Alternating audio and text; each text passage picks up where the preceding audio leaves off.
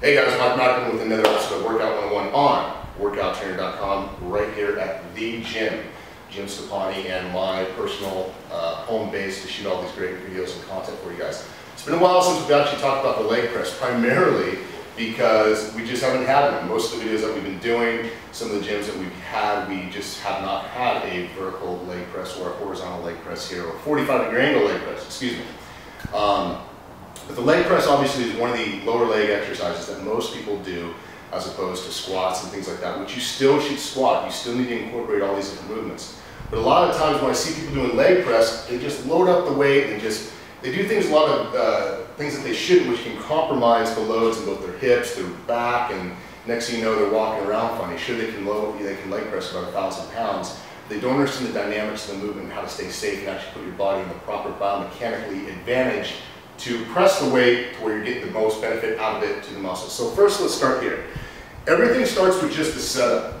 You know, most leg presses have the attachment, or excuse me, the adjustment back here on the actual bench. There's good reason for this. It depends on how tall you are. Now, what you want to do is you want to make sure that you're always putting this as low as you possibly can. And here's the reason why.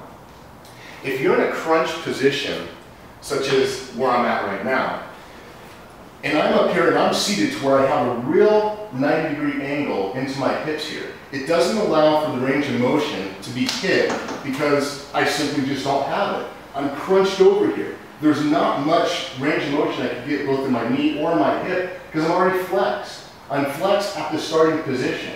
So as I go ahead and press up here and I come down, my range of motion is limited. Okay, my thighs start hitting into my hip flexors. That's not what you want. You want to be more extended, almost like traditional, like a deadlift or a normal squat, where you want to increase the range of motion, not decrease it. So when you're doing a leg press, again, comfort level has a lot to do with it, but truly try and work with yourself to where you can play around with the adjustment point. Put it as low as you possibly can. As long as you can reach the leg press, this angle of the bench needs to be back as far as possible, because then you'll get more range of motion into your hip flexors, which is going to allow a better extension and flexion into your hips with resistance. Okay? So as I step into the leg press, now I'm leaning back more. I'm in a much more comfortable position than sitting up here. I want to be back. The other thing is, a lot of people I see, is they always have their head up. Listen, anytime that you can actually support your head through a movement and keep a neutral spine, that's what you want to do. You can really do some damage if you're straining and your head is tense and your spine's not supported. So in this position here, by leaning up and forward, my back is rounded. That's not what I want to do. I want to use the surface of the bench, okay? Put my head in a neutral position. Then as I go ahead and press up, now I have more range of motion that can actually allow my legs to go into more of a deeper position. However, there is a disadvantage to this too, which you have to be aware of. So as I come down here, and as I descend eccentrically, I come down at the point to where, yes, my thighs are parallel, and I press back up. Here's what I see a lot of people doing. I want you to notice what happens into my hips here, okay? A lot of people, when they do get to this position here, especially a lot of guys going for heavy weight, first of all, they slam the weight down, which is not what you want to do. You want to control the eccentric part of the movement. Allow that weight to come down naturally, all right? Don't just allow a bounce and a pop, because this is what happens. They'll come down and their butt lift up. Their lower lumbar, their sacrum of their lower butt here will kind of rise and cause what's called a posterior tilt. What that happens is that causes extension into the lower vertebrae. This much weight against my back, pulling me back, is not what you want to do. My legs are already, my muscles are already completely stretched. There's not much more lower I can go. So by having our legs bounce against our chest, our back coming up off the bench, even if it's slight, you've gone too far. So that's what you want to make sure you can actually feel the lower part of the base of your spine against the bench. Again, use the bench for leverage. So as I come down here, I press up, and as soon as I feel my back start to lift and arch, I've gone too far. Come down, boom, right there. That's parallel. My thighs are parallel. My quads, my hammies, my glutes are stretched. Boom, press up, okay? Now the other thing is too, is a lot of people, they lock their knees out. Don't lock your knees. Keep a slight bend into your knees. You can play around with the foot position depending on the areas of the thighs that you want to hit. Remember, My quads are made up of 4 different muscles, okay? I have my vastus medialis, my vastus lateralis, my vastus intermedialis, and my rectus femoris, okay?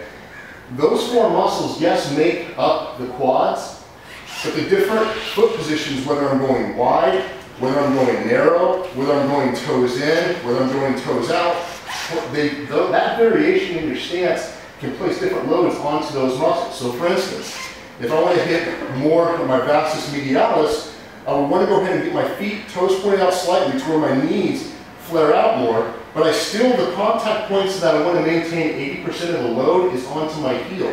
So as I come down here, my heels don't come up, okay? Right there, I'm taking a lot of load, placing it onto my calves, but then more so as I come down, my knees are going to track incorrectly over my toes. You don't want to do that because that will cause what's called a shearing force against the actual knee itself. You don't want to do that.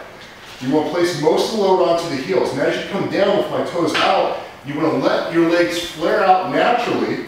And as you come down, still, same principles apply. So as you feel your back lift, you've gone too far. Come down, come up, press off the heels. Down, up. Now that is if you want to target more than vastus medialis. Vastus lateralis, you can get a narrow stance, toes slightly in. Same thing applied, but the difference is I don't want to let my knees track in like this. I just want my knees to go straight ahead. I'm slightly bow-legged, so it's a little bit easier for my knees to track in.